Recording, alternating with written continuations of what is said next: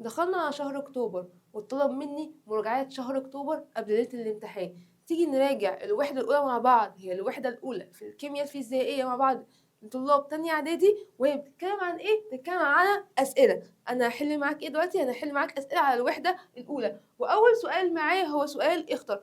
بس نلاحظ إن الوحدة الأولى ممكن تكون معايا أسئلة اختر، ممكن تكون معايا أسئلة في مصطلح علمي، لا ده أنا ممكن أسألك كمان سؤال علل، لا أنا ممكن أسألك سؤال قارن، لا أنا ممكن أسألك سؤال صح وغلط.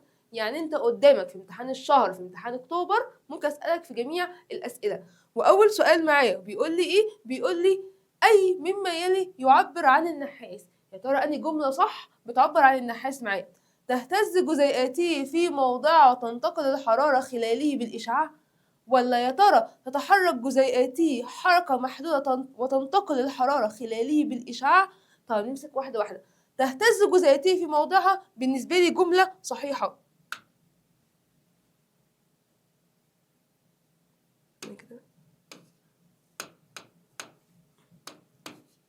بالنسبة لي جملة صحيحة. بس تنتقل الحرارة خلالية بالإشعاع، لا الجزئية دي معايا كده غلط. ليه؟ عشان النحاس احنا قلنا من المواد الصلبة، والطريقة الوحيدة اللي بتنقل الحرارة خلال المواد الصلبة هي التوصيل. يعني معنى كده الجزء الأولاني صح بس الجزء التاني معايا غلط. طب تتحرك جزيئاتية حركة محدودة وتنتقل الحرارة خلاليه بالإشعاع.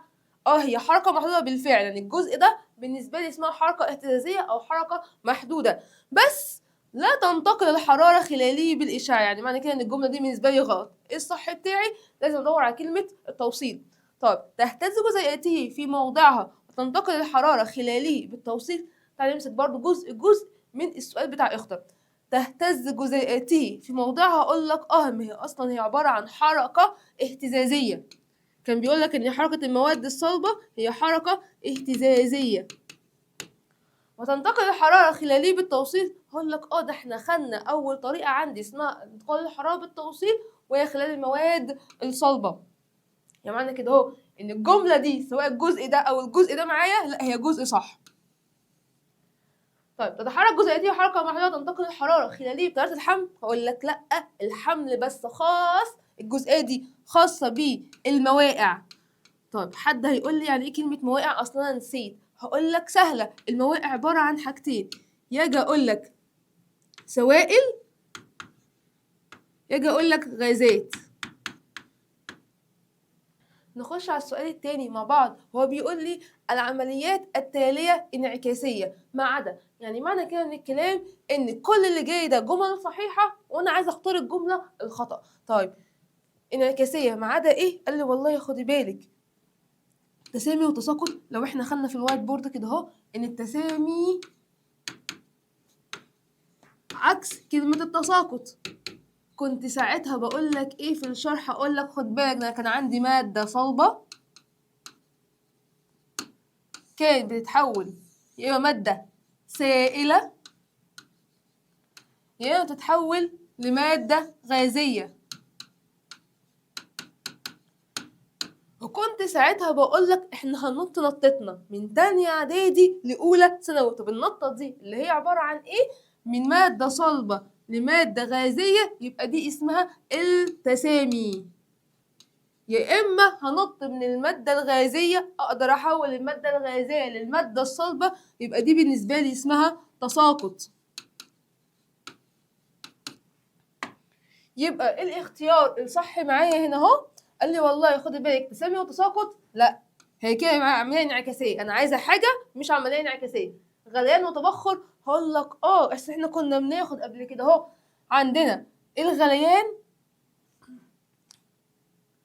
كنا بنحول المادة السائلة للمادة الغازية عن طريق عملية التبخر، وبتساويها في المعنى كلمة غليان. يعني معنى كده اهو من الكلام ان غليان وتبخر هما الاتنين زي بعض، يبقى هي دي الإجابة الصح معايا. طب تعالى نكمل. تجمد وانصهار، هقول لك لأ، في الشرح كنا بنقول عشان أحول مادة الصلبة للسائلة يبقى دي اسمها الانصهار.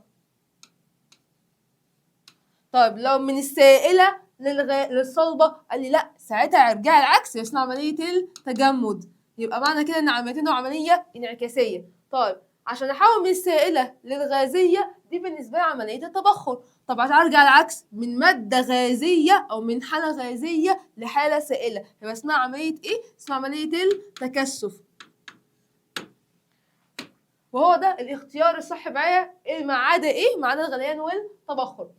اذكر اهميه واحده لكل من. يا ترى ايه الاهميه لكل من؟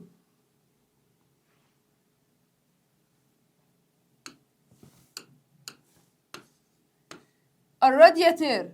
يا ترى ايه اهميه الرادياتير معايا؟ هقول لك، فاكر لما كنا بنشرح في الوحده الاولى قلت لها خد بالك لو انا عندي عربيه وشايلها بالشيء الفلاني، ينفع الموتور كل يومين يتحرق معايا واقعد اصلحه والعربيه اصلا شايلها بتمن كتير؟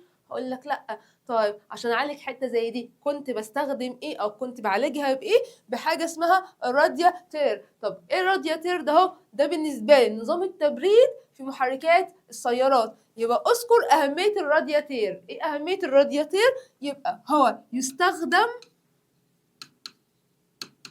في نظام التبريد في محركات السيارات. من الأسئلة الحلوة اللي جاية بالنسبة لي في آخر سؤال في الدرس بتاعي، واللي ممكن تجيلك في امتحان شهر أكتوبر بس ما تكونش واخد بالك من الإجابة. هو بيقول لي إيه؟ اذكر أهمية القدر الكاتب. ساعتها أثناء الشرح قلت لك خد بالك أنا عندي حلتين ممكن أطبخ فيهم، يا حلة غالية قوي يا إما حلة معايا حلة رخيصة قوي. طب الحلة الغالية دي هي اسمها إيه؟ اسمها القدر الكاتب. طب ايه القدر الكاتم ده معايا؟ قال لي والله خدي بالك ده القدر الكاتم بيوفر من الطاقة، بيستهلك وقت أقل عشان أقدر أطبخ فيه. يعني مثلا أطبخ في ساعة ولا أطبخ في نص ساعة؟ هقول لك لا، الأحسن بالنسبة لي أطبخ في نص ساعة. طب اللي أطبخ في نص ساعة دي يبقى دي اسمها إيه؟ الحالة بتاعتي اسمها إيه؟ اسمها القدر الكاتم. يبقى إيه أهمية القدر الكاتم معاك؟ يبقى قدر الكاتم بيعمل إيه؟ يوفر الطاقة. طيب بيعمل ايه؟ قال لي والله خد بالك ده بيستهلك وقت اقل في طهي الطعام، يبقى يستغرق وقت اقل في طهي الطعام.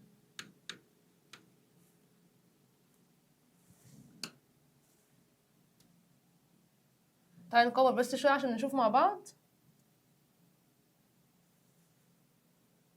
يا ترى ايه اهميه لسه من الاسئله المقاليه اللي لسه بحلها معاك؟ خد بالك يا اما يجيلك سؤال اختياري يعني اختيارات صح وغلط مصطلحين، دي اسمها اسئله اختياريه معاك، يا اما يجيب لك سؤال مقالي تكتب فيه زي اذكر اهميه او سؤال علل او ما المقصود. طيب رقم 3 وبيقول لي ايه انظمه تكييف الهواء بالبلازما. يا ترى ايه اهميه انظمه تكييف الهواء بالبلازما؟ قلت لك ساعتها هقول لك في التكييفات اللي طالعه حديثا، مش بتاعت زمان، لا طالعه حديثا. قلت لك لا. هقول لك واحد بيقول لي يا ميس نورهان انا شاري تكييف شغال بخاصيه الانفرتر وبيتنك عليا. ايه ده اتنك عليا ليه؟ ايه ده يعني ايه خاصيه الانفرتر دي؟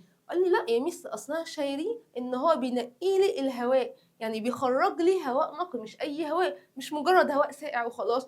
هقول له اه يبقى هي دي الانفرتر بتاعتك؟ هقول لك اه. يبقى ايه اهميه انظمه تكييف الهواء بالبلازما؟ ان هو بيعمل على ايه؟ تحسين جوده الهواء الخارج من التكييف.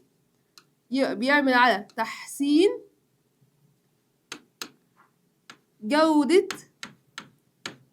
الهواء من التكييف.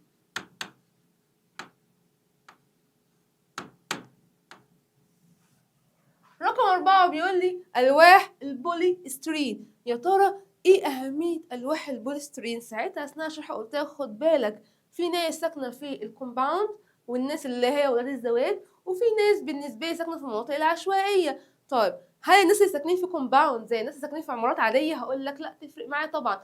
هل اللي دافع 10 مليون جنيه في شقة في التجمع زي دافع مثلا مبلغ قليل في شقة في عين شمس؟ هقول لك لا طبعا. امال ايه لازمه الواح البوليسترين؟ هقول لك والله اثناء البني ما بين الواح الطوب بتاعتي كنا بنسمي كده عندنا طوب، فكنت بين قلبين طوب فكنت بخط اللوح بتاع البوليسترين ده اهو. طب لازمته ايه؟ ان هو بالنسبه لي بيقلل من تكلفه التكييف اللي شغال في الشقه دي او شغال في الكومباوند اهو. بمعنى هتلاقي ان الراجل يقول لك اروح اشتري تكييفين، اصل الشقه عندي سخنه قوي مولعه نار. طيب وبتاع الكومباوند يقول لك لا انا مش بشتري تكييف، الجو عندي اصلا ساقع، الجو اللي عندي بارد. ليه؟ قال لي والله خدي بالك اصل الواح البوليسترين دي بالنسبه لي بتقلل من تكلفه التكييف. يبقى ايه اهميه الواح البوليسترين؟ تقلل من تكلفه تكييف الهواء. نيجي للسؤال اللي بعده وهو سؤال صوب ما تحته خط. يعني انا هجيب لك جمله وهقول لك صوب الكلمه اللي تحتها خط بس. تتميز المواد الصلبه بقابليتها للانضغاط. ساعتها اثناء الشرح قلت لك خد بالك انا عندي ان المواد 3 انواع، يا ماده صلبه يا ماده سائله يا ماده غازيه. تعالى نكتبها مع بعض كده. ان المواد قسمتها ل3 اجزاء، يا اما معايا ماده صلبه يا اما معايا ماده سائله يا اما معايا ماده غازيه. طيب انا هتكلم من حيث ايه؟ لا انا هتكلم من حيث الانضغاط زي ما هو بيقول لي هنا اهو، هتكلم من حيث الانضغاط، فانا هتكلم هنا من حيث الانضغاط. طيب بالنسبه للماده الصلبه هقول لك الماده الصلبه غير قابله للانضغاط. هات لي مكعب حديد او مكعب من النحاس او اي ماده صلبه وحاول تضغطها بمكبس هيدروليكي او حاول تضغطها بايديك، هلاقي الماده دي غير قابله للانضغاط. يعني بالنسبه لي الماده الصلبه غير قابله للانضغاط. طيب بالنسبه للماده السائله هقول لك لا والله جبت عملت التجربه بتاعتي برضو بالمكبس الهيدروليكي في معمل الفيزياء بتاعنا، لقيت ان الماده السائله غير قابله للانضغاط. طب الماده الغازيه قال لي لا، لقيت ان الماده دي بالنسبه لي قابله للانضغاط وحجمها بالنسبه لي اتغير. يعني الماده الغازيه هي عباره عن ايه؟ ماده قابله للانضغاط. يبقى في سؤال صوب اللي هنشوفه مع بعض دلوقتي بيقول لي صوب ما تحته خط، يعني الكلمة الصلبة دي غلط. تتميز المواد الصلبة بقابليتها للانضغاط. هكتب ايه يا ترى بدل الكلمة مادة الصلبة؟ هقول لك لا هكتب المادة الغازية. رقم 2 من أسئلة صوب ما تحته خط، درجة غليان الماء على ارتفاع 3000 متر يا ترى تساوي 100 درجة سليزيوس؟ هقول لك تساوي كلمة غلط. أثناء الشرح كنت بقول لك إيه؟ قلت لك كلما انخفض الضغط الجوي، كلما انخفض الضغط الجوي، كنت بقول لك إنه كلما انخفض الضغط الجوي اللي حصل معايا قال لي خدي بالك قلت او انخفضت درجة الغليان. يبقى انخفضت معايا درجة الغليان. يعني لما اجيب لك في السؤال يا ترى بالنسبة لي درجة غليان الماء على ارتفاع 3000 متر يا ترى هيساوي 100 درجة سليزيوس اللي كانت عند مستوى سطح البحر؟ هقول لك لا طبعا انت كده ارتفعت. معنى ان انت ارتفعت يعني معنى كده ان ضغطك قل. طب ضغطك قل يعني معنى كده ايه اللي حصل؟ درجة غليان هي اقل من 100 درجة سليزيوس. يعني هكتب هنا كلمة ايه؟ هكتب هنا كلمة اقل من 100 درجة سليزيوس. ما معنى ان؟ يعني هتقول لي يا ترى الجملة دي بتشير لايه او بتعبر عن ايه، او احيانا ممكن نقول التعريف بتاع الكلمة بتاعتي. طب يقول لي ايه؟ اليود يتسامى بالحرارة. يعني ايه كلمة اليود يتسامى بالحرارة؟ اشرح لي اللي انت فهمته.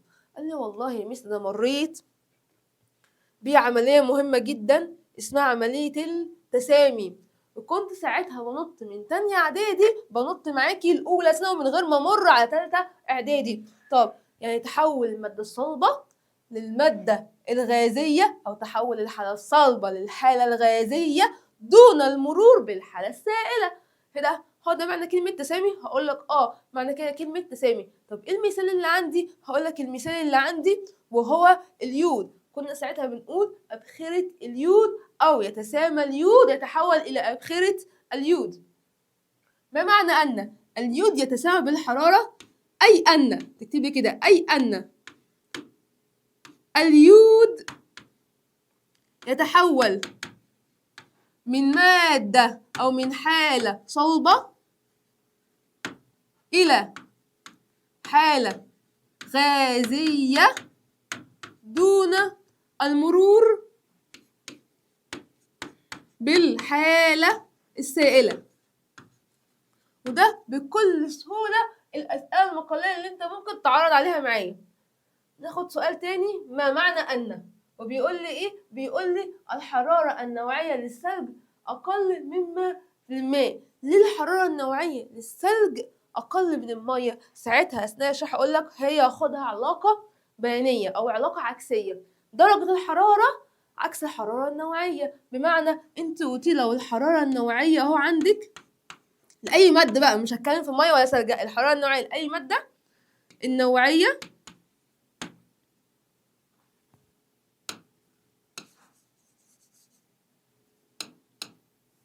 الحرارة النوعية لو هي بالنسبة لي ارتفعت، طب ايه اللي يحصل لدرجة الحرارة؟ قال لي خدي بالك ده اللي يحصل لدرجة الحرارة انها بتقل معاكي.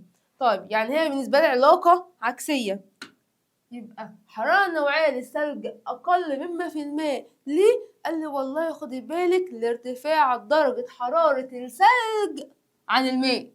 يبقى لارتفاع درجة حرارة الثلج عن الماء. التوصيلية الحرارية للماس أفضل من الفضة. يا ترى ليه التوصيلية الحرارية للماس أفضل من الفضة؟ هقولها لك، بس هستناك في الكومنتات تقول لي يا ترى هي ليه كده اهو. هقول لك ساعتها اثناء الشرح كان عندي حاجه اسمها التوصيليه الكهربائيه، والتوصيليه الكهربائيه دي بتعبر عن قدره الماده للتوصيل للحراره، وكان عندي اختلاف في المواد مثلا ما بين النحاس، ما بين مثلا الحديد، ما بين الماس، ما بين مثلا الفضه. عشان كده كنت بقول لك ان لكل ماده توصيليه حراريه خاصه بيها هي. هستناك في الكومنتات تقول لي يا ترى ما معنى التوصيليه الحراريه للماس افضل من الفضه. طيب الثيرموجراف تصوير اشعاعي. هاجي اقول لك ما معنى ان الثيرموجراف تصوير اشعاعي، تقول لي والله علشان خاطر انه بيستخدم في الظلام. ليه تصوير اشعاعي؟ اقول لك اصلا كنت كده رحله في استكشافيه في الغابات، بشوف الغابات دي عباره عن ايه، بس انا رايحه في الظلام. هذا كنت بستخدم كده نضاره عشان اقدر اشوف انا ماشيه في ايه. طيب النضاره دي كانت بتبين المنطقه اللي انا بشوفها باللون الاخضر. طيب ازاي واصلا مفيش نور؟ هقول لك ما هي مستخدمين خاصيه الثيرموجراف معايا. طب يبقى معنى كده ما معنى الثيرموجراف تصوير اشعاعي؟ اي انه تقنيه تستخدم الاشعه تحت الحمراء في التصوير في الظلام. يبقى اي انها ايه؟ قال لي خدي بالك اي انها تقنيه تصوير من الاشعه تحت الحمراء. يبقى تقنية تصوير من الأشعة تحت الحمراء في الظلام، أو ممكن نخليها اهو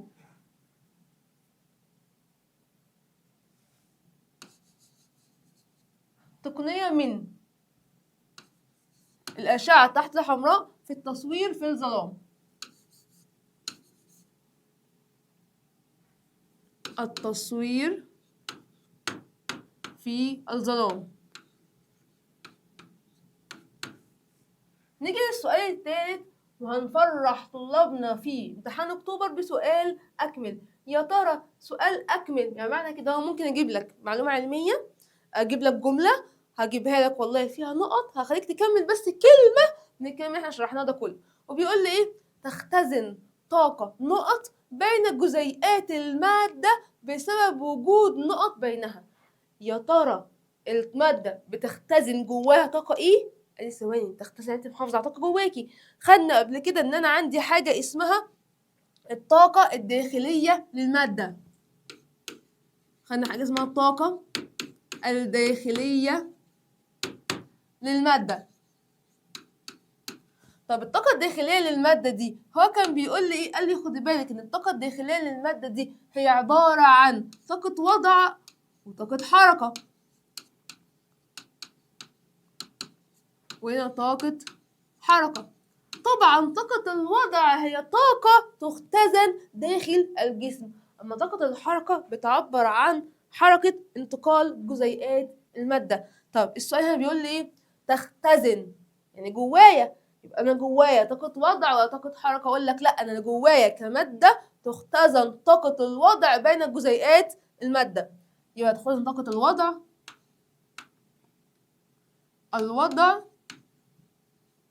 بين جزيئات المادة. طب بسبب وجود ايه بينهما؟ ساعتها كنت اثناء الشرح بقول لك خد بالك ان انا عندي المادة الصلبة عبارة عن جزيئات كده من المادة الصلبة، بس الجزيئات دي عبارة عن حركة اهتزازية متماسكة في بعضها جدا، كانت متماسكة في بعضها. يعني معنى كده هو ان في قوة ايه؟ في قوة تجاذب بينها، بين ايه؟ بين جزيئات المادة الصلبة. يبقى انا كده برسم ايه؟ جزيئات المادة الصلبة. يبقى في السؤال هنا هقدر اجاوب ايه؟ بين جزيئات المادة بسبب وجود ايه؟ يعني في طاقة وضع بين جزيئات المادة بسبب وجود طاقة ايه؟ قال لي بسبب وجود قوى التجاذب بينهما. رقم 2 والأسئلة الأخيرة من أسئلة أكمل، يقل معدل التبخر بزيادة ايه ونقص ايه؟ أفكرك إن أنا كان عندي حاجة اسمها عوامل مؤثرة في معدل التبخر. المؤثرة في معدل التبخر. طيب ايه العوامل اللي بتأثر في معدل التبخر ده؟ هقولك أول حاجة درجة الحرارة. كنت بقولك لو درجة الحرارة زادت معايا يبقى معدل التبخر برضو اللي يحصل فيه برضو هيزيد معايا. طيب تاني عامل اسمه ايه؟ اسمه التيارات الهوائية. طب لو التيارات الهوائية زادت ايه اللي يحصل فيه؟ هقولك والله لو التيارات الهوائية بالنسبة لي زادت اللي يحصل في معدل التبخر برضو يزيد. طيب لو انا مثلا عندي نسبة الرطوبة، عندي هيتعامل اهو اسمه ايه؟ اسمه نسبة الرطوبة.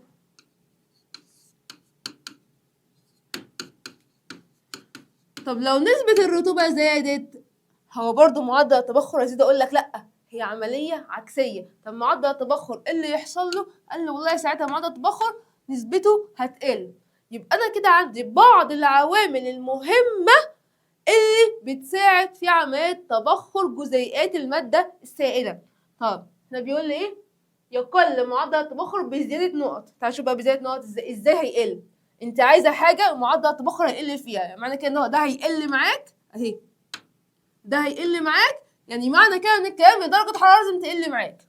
طب لو ده هيقل معاك يعني معنى كده من الكلام ان التيارات الهوائية لازم تقل معاك. يبقى انا يقل معدل التبخر، يقل معدل التبخر بزيادة ايه؟ قال لي والله خدي بالك لو هيقل معدل التبخر يبقى بزيادة نسبة الرطوبة. ليه؟ عشان ده نقص وده نقص، او ده قلة وده قلة وده قلة وده قلة، لكن عايزة واحدة زيادة وعايزة واحدة نقص اهي. يقل معدل التبخر بزيادة ايه؟ بزيادة نسبة الرطوبة. يبقى اكتب هنا كلمة نسبة الرطوبة. طيب بنقص ايه؟ يعني ده بيقل وده بينقص، او ده بيقل وده يقل. يبقى هدور على حاجة يقل. ممكن تكتبي تيارات هوائية، مش عاجباك ممكن تكتبي درجة الحرارة. يبقى انا هكتب ان هو يقل معدل التبخر بزيادة نسبة الرطوبة ونقص ايه؟ ونقص مثلا درجة الحرارة. وكده خدت الدرجة بتاعتي. عرف كلا من. طيب احنا كبرنا وبقينا دلوقتي ناخد اسئله مصطلح علمي وسؤال عرف. طب ايه سؤال عرف ده؟ هقول لك والله هجيب لك كلمه صغيره وانت تكتب معايا الجمله الطويله. طب افكرك يعني كلمه بلازما، قلت لك خد بالك في اخر السيشن، في اول سيشن شفتني فيه اقول لك خد بالك ان الماده عباره عن 4 حالات، وان البلازما هي معايا الحاله الرابعه من حالات الماده. يبقى ايه كلمه البلازما دي؟ هي الحاله الرابعه من حالات المادة.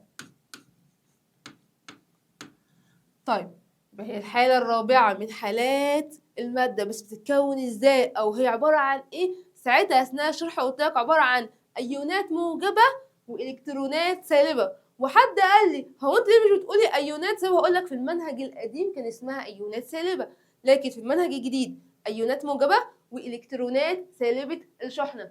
يبقى تتكون من ايونات موجبة والكترونات سالبة الشحنة. رقم 2 من أسئلة عرف بيقول لي الطاقة الداخلية للنظام. ساعتها أثناء الشرح بقول لك خد بالك إن أنا عندي حاجة اسمها الطاقة الداخلية للمادة أو الطاقة الداخلية للنظام. طب دي عبارة عن كانت إيه؟ عبارة عن طاقة وضع وطاقة حركة. يبقى هي مجموع طاقتي الوضع والحركة لجزيئات النظام. تاني عايز أعرف يعني إيه كلمة الطاقة الداخلية للنظام؟ هي مجموع طاقتي الوضع والحركة لإيه؟ قال لي خدي بالك لجزيئات النظام. طب يعني كلمة انصهار عارفينها من 5 ابتدائي، يعني مفيش مجال إن أقدر ألخبط فيها. يعني كلمة انصهار تحول المادة من الحالة الصلبة إلى الحالة السائلة باكتساب طاقة حرارية. تعالى كده نشوف مع بعض. كنا ساعتها اهو بقول لك مخطط الطاقة بتاعي مادة صلبة عايزة أحولها لمادة سائلة، بعمل عملية اسمها عملية الانصهار، بتحول المادة من الحالة الصلبة إلى الحالة السائلة بإيه؟ بارتفاع أو باكتساب طاقة حرارية. يبقى يعني كلمة انصهار تحول المادة من الحالة الصلبة إلى الحالة السائلة بإيه؟ قال لي خدي بالك باكتساب طاقة حرارية. السؤال اللي بعده بيقول لي يعني إيه كلمة موجات كهرومغناطيسية؟ يعني إيه كلمة موجات كهرومغناطيسية؟ هقول لك والله ساعتها أثناء الشرح قلت لك دي موجات سرعتها عالية جدا، بالنسبة لي بتساوي رقم كام؟ 3 في 10 أس 8. طب بس الموجات دي تقدر تنتشر في الفراغ، يعني هي مش محتاجة لحاجة معينة إن هي تقدر تنتشر فيها. يبقى الموجات الكهرومغناطيسية دي هي موجات تنتشر في الفراغ، وانت قلتي سرعتها كبيرة جدا، يبقى بسرعة كبيرة جدا. نيجي للسؤال اللي كلنا بنحبه، هو سؤال وصل. بيقول لي ايه؟ بيقول لي وصل من A to B. عندي المواقع. المواقع مصطلح يطلق على، يا ترى المواقع مصطلح يطلق على ايه؟ ذات تأثير حراري؟ لا. مواد صلبة وسائلة؟ سوائل وغازات؟ ولا ذات تأثير كيميائي؟ هقول لك لا. أثناء الشرح قلت لك خد بالك إن كلمة نواقع يعني حاجة مايعة معايا، حاجة قابلة للانسياب معايا. طب مين اللي كان قابل للانسياب؟ مادة سائلة ومادة غازية. يبقى يعني إيه كلمة النواقع؟ هي عبارة عن السوائل والغازات. طب الأشعة تحت الحمراء قلت لك ساعتها أثناء انتقال الحرارة بالإشعاع الحراري بالنسبة لي زي أشعة إيه؟ زي أشعة تحت الحمراء. طب دي أصلا بتديني إيه؟ قال لي والله بتديني تأثير حراري، ما هي جاية من الشمس، هي بتديني تأثير حراري. يبقى الأشعة تحت الحمراء بتديني إيه؟ بتديني تأثير حراري. يبقى 1 هي عبارة عن 3 و2 هنختار لها رقم 1. نيجي للسؤال اللي بعده وهو بيقول لي سؤال قارن. عارفه ان احنا كلنا مش بنحبه طبعا. سؤال قارن وبيقول لي قارن بين عمليه التبخر وعمليه الغليان. السؤال اللي بالنسبه لي بيقال عليه ايه؟ السهل الممتنع. طب هو ايه السهل الممتنع فيه؟ ما هي سهله اهي والكلام واضح. اقول لك سهله، بس اللي يركز معايا يعني ايه كلمه تبخر يعني ايه كلمه غليان. هقول لك والله تعالى نقسمها كده نصين. يعني الجزء ده عملية تبخر والجزء ده عملية غليان. طب ايه التبخر؟ هيتحول المادة من الحالة السائلة للحالة الغازية. طب والغليان؟ برضه تحول المادة من الحالة السائلة للحالة الغازية. هو انت كده بتقارني؟ انت كده بتكرري. هقول لك لا، ما هي في بعض النقاط في دي مختلفة عن دي. يبقى هو بالنسبة لي تحول المادة من الحالة السائلة إلى الحالة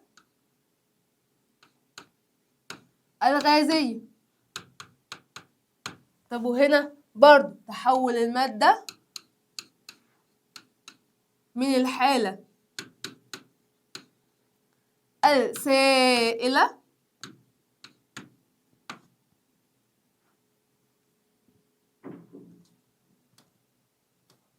من الحالة السائلة إلى الحالة الغازية. طيب هاي نقطة هقول لك والله عملية التبخر معايا تحتاج لفترة زمنية طويلة، وساعتها في الشرح قلت لك ايه؟ قلت لك علشان اعملها في البيت بس هنعملها في كوباية بلاستيك، علشان طبعا ما كسرش الكوباية ازاز وما تزعق لي. هجيب كوبايتين بلاستيك نفس الحجم، بس الكوبايتين دول هنملاهم من مية. يبقى انا كده عندي كوبايتين، رقم 1 ورقم 2. قال لي والله خدي بالك كوبايه الميه دي معايا هحط فيها كميه من الميه، والكميتين قد بعض، بس واحده هحطها في البلكونه والتانيه هحطها في جو الغرفه العادي، في اوضتي العاديه. وهلاحظ الكوبايتين على مدار يومين كاملين. خد بالك الكوبايه الاولى معرضه للشمس، طب التانيه لا، دي بالنسبه لي مش معرضه للشمس. طب بعد ما تعرض واحده للشمس وواحده ما تعرضهاش، هلاقي ان الكوبايه اللي معرضه للشمس كميه الميه فيها قلت. طب الكوبايه التانيه لا، ما حصلهاش حاجه، او حصل لها نسبه تبخر بس نسبه تبخر قليله جدا بالنسبه للكوبايه الاولى. يعني معنى كده اهو عمليه التبخر دي تحتاج فتره زمنيه طويله ولا فتره زمنيه قصيره؟ اقول لك فتره زمنيه طويله عقبال ما الكوبايه كلها تتبخر. طب الغليان هقول لك لا، ده راح بابا قال لي انا عايزك تعملي كوبايه شاي. فانت اصلا عملت ايه لما قالك الجمله دي؟ هقول لك رحت جبت الكاتل غليته، وبعد كده عمل بابلز، اتحول من ماده سائله لماده حاله غازيه، من حاله سائله لحاله غازيه. ايه ده؟ انت عملت كوبايه شاي في 5 دقايق، صح؟ يعني الميه قلت معاك، الميه اتبخرت معاك في 5 دقايق، يعني محتاجتش يومين معايا. يعني معنى كده هو عمليه الغليان نظامها ايه؟ تحتاج لفتره زمنيه قصيره. يبقى التبخر تحتاج لفترة زمنية طويلة، والغليان يحتاج لفترة زمنية قصيرة. طيب ايه الفرق ما بين كلمة التبخر وكلمة الغليان تاني؟ هقول لك والله عند التبخر بيحدث على سطح السائل، بينما الغليان لو انت ركزت في الكاتل اللي بتغلي في الميه هتلاقي البابلز رايحه جايه رايحه جايه. يعني معنى كده بيحدث على كل جزيئات السائل. يبقى معنى كده من الكلام رقم 3 هقارن من حيث ايه؟ تحدث ايه؟ 1 2 3 تحدث على سطح السائل. طيب عملية الغليان لا، تحدث لكل جزيئات السائل. طب هقارن من حيث الحرارة ودرجة الحرارة. طيب ايه الحرارة ودرجة الحرارة؟ اقول لك خد بالك سؤال بيوقع في امتحان الشهر، سواء امتحان الشهر امتحان نص سنة بيوقع معاه. يعني ايه حرارة ويعني ايه درجة حرارة؟ اقول لك حرارة ده صورة من صور الطاقة او نوع من انواع الطاقة. طب درجة الحرارة لا، ده انا بقيس بيها طاقة الحركة بتاعت الجزيئات. تاني يبقى ايه كلمة الحرارة؟ هي صورة من صور الطاقة.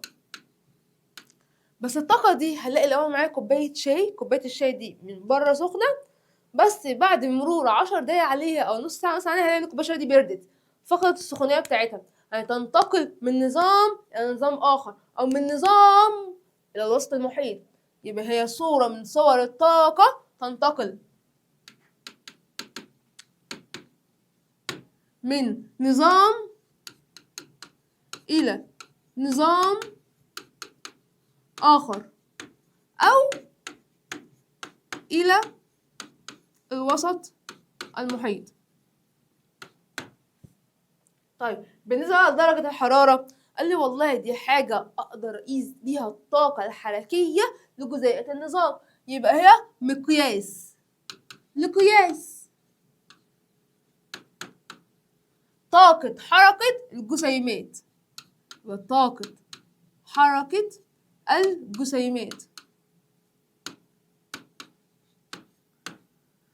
عايزة أعرف الفرق بين الحمل والإشعاع الحراري. يا ترى إيه الفرق بين كلمة الحمل وإيه الفرق بين كلمة الإشعاع الحراري؟ قال لي والله خدي بالك إن أنا عندي الحمل الحمل ده طريقة من طرق انتقال الحرارة، والإشعاع الحراري دي برضو طريقة من طرق انتقال الحرارة. بس ده بيحدث خلال المواد السائلة، والإشعاع الحراري يحدث خلال الفراغ والمواد الغازية. يبقى ايه الفرق بين الاتنين؟ يبقى الحمل ده طريقة من طرق انتقال الحرارة، بس خلال ايه؟ قال لي خدي بالك ده خلال المواقع.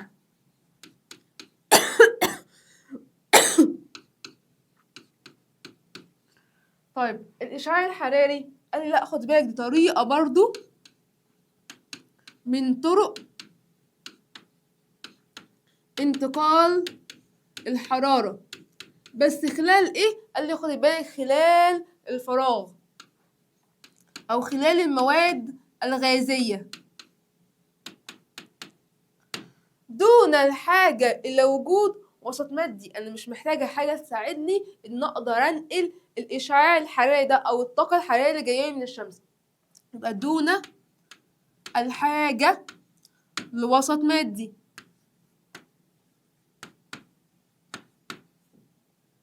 طيب السؤال اللي بعده، عايزة أقارن ما بين السوائل والغازات من حيث الحجم وقابلية الانضغاط. يا ترى إيه الفرق بين السوائل وإيه الفرق بين الغازات، بس من حيث إيه؟ هقارن مرة من حيث الحجم وهقارن مرة من حيث الانضغاط. تعالى نشوف بس من حيث أول حاجة معايا هي الحجم، وتاني حاجة معايا هي الانضغاط.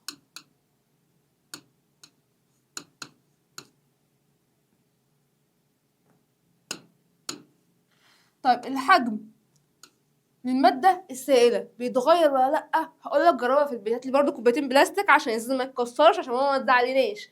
طيب كوبايتين بلاستيك، بس كان عندي كوباية طويلة وكوباية مثلا قصيرة شوية. طبعا عندك مثلا 100 مللي من المية، انت تملى الكوباية الطويلة دي على آخرها وهتدلقها في الكوباية العريضة أو الكوباية البلاستيك القصيرة كلها. هل يا ترى حجم المية اتغير؟ هو شكل الميه اتغير، لكن الحجم اللي هو 100 مللي اللي كان معاك في الاول انت دلقتهم كلهم في الكوبايه التانية، يبقى انت كده ما خسرتش حاجه. يبقى الحجم الاولاني هو الحجم التاني. يعني معنى كده اهو الحجم بالنسبه للمواد السائله نظامه ايه؟ بالنسبه لي الحجم ثابت.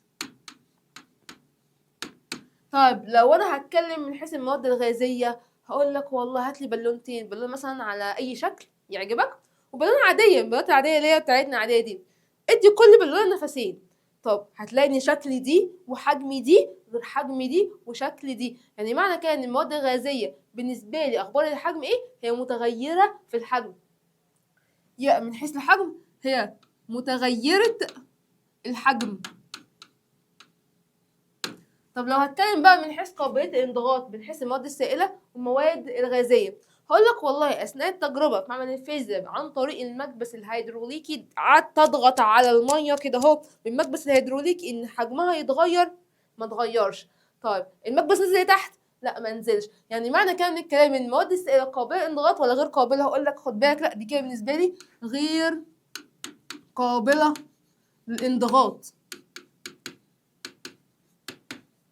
طب بالنسبة للمواد الغازية زي الأكسجين زي الهيليوم زي النيتروجين، دي نظامها معايا ايه؟ قال لي والله لقيت ان الحجم بتاعها قل لما جيت ادوس بالمكبس الهيدروليكي، الحجم بتاعها قل. يعني معنى كده اهو هي ايه؟ قابله للانضغاط.